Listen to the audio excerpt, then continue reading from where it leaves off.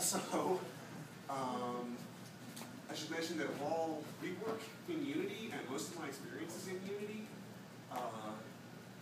probably 3/4 to 90% of what I'm going to talk about is equally applicable to any engine that you use. Just read the docs on that engine for how to hook the shaders up to it. Hence, in Unity is in parentheses. And I'm going to try to call out stuff that is Unity specific versus this is actually shared among anything that uses a shader. Okay, quick overview. So basic shader operations, the shader toolbox, I'll talk about what you have to work with in shader space. Shading individual objects, and then doing full screen post-process effects. These are the two places you're going to use shaders most often. I'll talk about some of the limits, the things you can't do with shaders, much as you might like. And then some stuff about how to keep your shaders maintainable, architect them well, and revise them as you go on over the course of your project. So, limits of this talk. As I said, mostly Unity, but not strictly limited to it. I'm going to talk about stuff that is basically DirectX 9 or OpenGL somewhere around 2 to 3. OpenGL versions are weird. This also means that most of what I'm talking about is applicable to OpenGL ES2, what most of the mobile devices use at this point. Things I pointedly will not be talking about are the DirectX 10 and 11 compute shaders, Hull shaders, tessellation, all really fancy cool stuff that we can't actually use yet because not a lot of hardware supports it, and engines that support it are only really just starting to become available.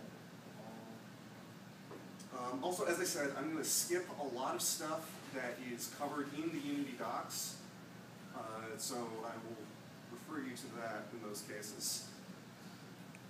Okay, so first, what the hell am I talking about when I talk about a shader? I'm sorry, that text is cut off.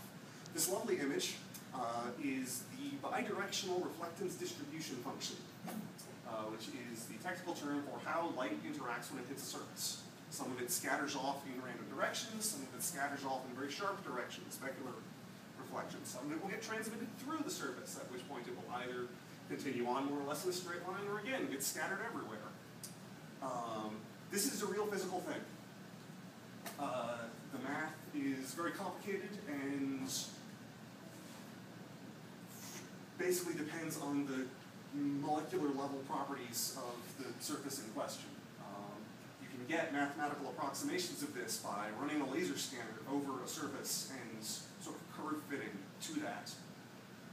But the most important part of this, the part that everybody can cheat with and use as it's easy, is that this angle is controlled by a cosine. I'll come back to how that comes up later. Shaders in general are programmable manipulation of rendering. Real-time 3D, because the real VRDF is absurdly complicated, has never used a real VRDF.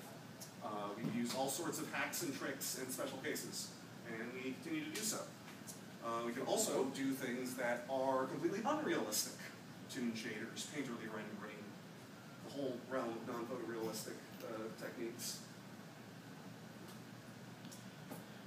Back in the bad old days, there was hardware transform and lighting. This was when you couldn't tell the graphics card anything about, here's my geometry and some textures.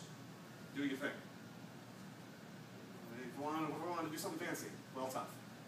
Eventually, you could do that in offline rendering. RenderMan was Pixar's, I believe, rendering tool, and one of the first shader languages that you could actually kind of get access to and play with. In modern carts, this entire pipeline has moved to being almost completely programmable, which is where shader languages come in. All the real-time shader languages, setting aside RenderMan and other things for Maya or whatever, are procedural. There are no objects. There are just functions. So if you're like me and you grew up in the warm, fuzzy realm of object-oriented programming, they can be a little bit weird. And most of them are C-like in their general syntax, so pretty familiar. CG, HOSL, and GLSL are the main ones. CG is NVIDIA's language, and is also the one that Unity favors because it can cross-compile it for both OpenGL and DirectX. HLSL is DirectX specific, and GLSL is OpenGL specific. CG is very, very similar to HLSL. HLSL examples or sample code or whatever can almost be dropped directly into CG with no changes. GLSL is a little bit weirder, a little bit different, I should say, just because the types are different, the structure is different, although all the algorithms are still applicable since it's all still running on the same